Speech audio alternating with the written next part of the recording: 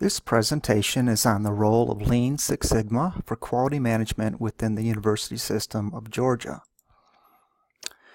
The University System of Georgia has a program called Service Excellence. It's to promote initiatives that unite the system in service and quality. It focuses on effective and efficient use of resources to support the success of our students, faculty, staff, and communities. The methodologies that it uses include Lean and Six Sigma. There are annual awards called the Annual Chancellor's Awards, which are given to individuals and groups. Problem and purpose. Well, the Service Excellence Program is around 15 years old. I've not been able to uncover any study of this program, and so my idea is that it's about time that we learn a little bit about it, how it's going. So the purpose would be to find out which tools are being used. Now in the last slide I said, well, Lean and Six Sigma are being used. But the fact is, under those broad umbrellas, there are many, many tools which can be used. It's perhaps better to think of Lean and Six Sigma as being methodologies that contain tools. Another thing to study would be what sorts of strategies are being used.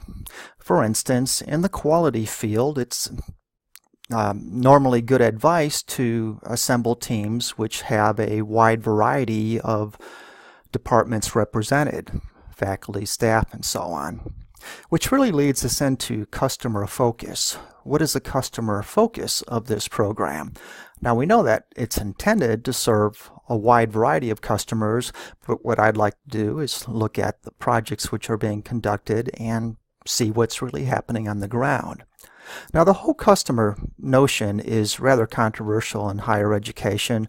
You'll often hear faculty members say, well, my students aren't customers, and they'll tell you why, and they'll perhaps indicate that they're offended by the notion. But in the field of quality, the notion of a customer is not controversial at all. A customer is simply someone that you're providing a service to. We certainly provide a service to our students, so yes, they are customers. But it's probably more useful to go beyond the customer focus and talk about stakeholders, and you'll find that that's being done in some of the more recent literature. It's a less controversial word, and plus it reminds us that customers aren't just students. There are a wide variety of internal and external customers. We'll talk more about that in a moment. My literature review will consist of 3 different areas. The first is theoretical. It deals with Deming's system of profound knowledge.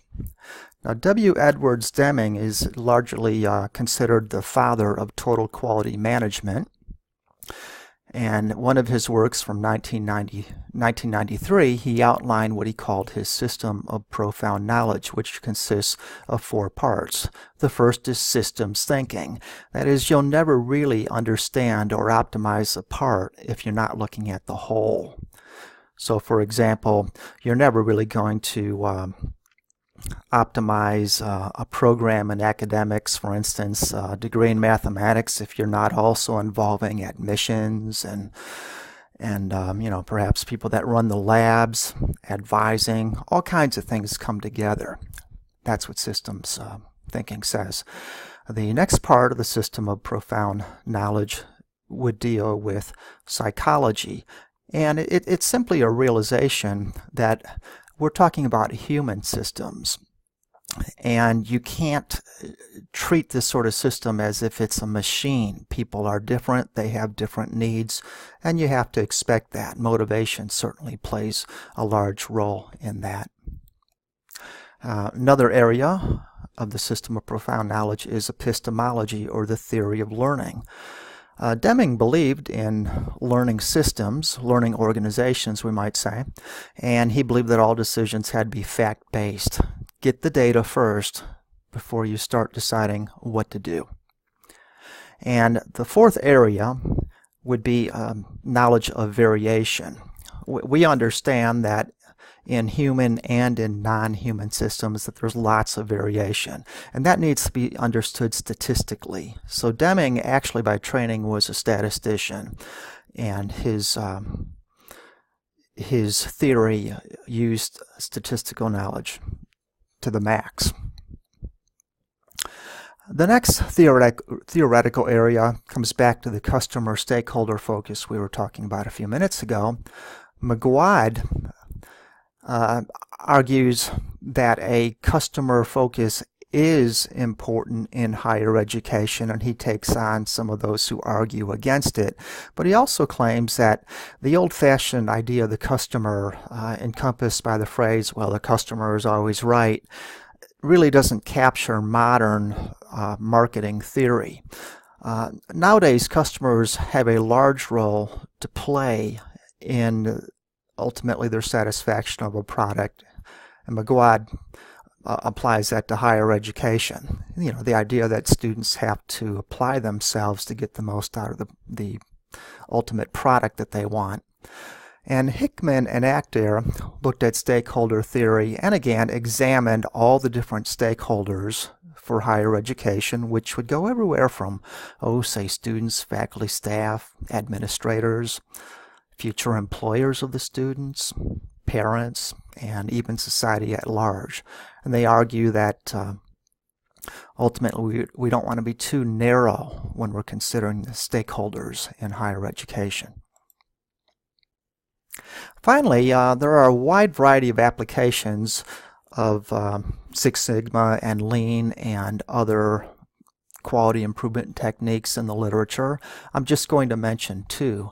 There's a very useful tool called quality function deployment, and just in the last few years I'm seeing quite a few pieces in the literature using this. Now I won't go into the technique of this, but basically it is an analytical tool specifically used to balance the needs and requirements of stakeholders. In this article by Thomas, Anthony, Haven, Tang, Francis, and Fisher, they used quality function deployment, or QFD, to balance the various stakeholder groups for an undergraduate engineering program. And they brought together a lot of those stakeholder groups I just mentioned previously in order to develop a program which met those needs. The second article mentioned here is by Doman, and it's fascinating. Doman was teaching a Lean workshop. That was actually the name of the course. It was an undergraduate course for business majors who had previously taken a course from him in Lean. And what they did was they approached the provost of their university, and they asked the provost to name a problem that she would love to see fixed.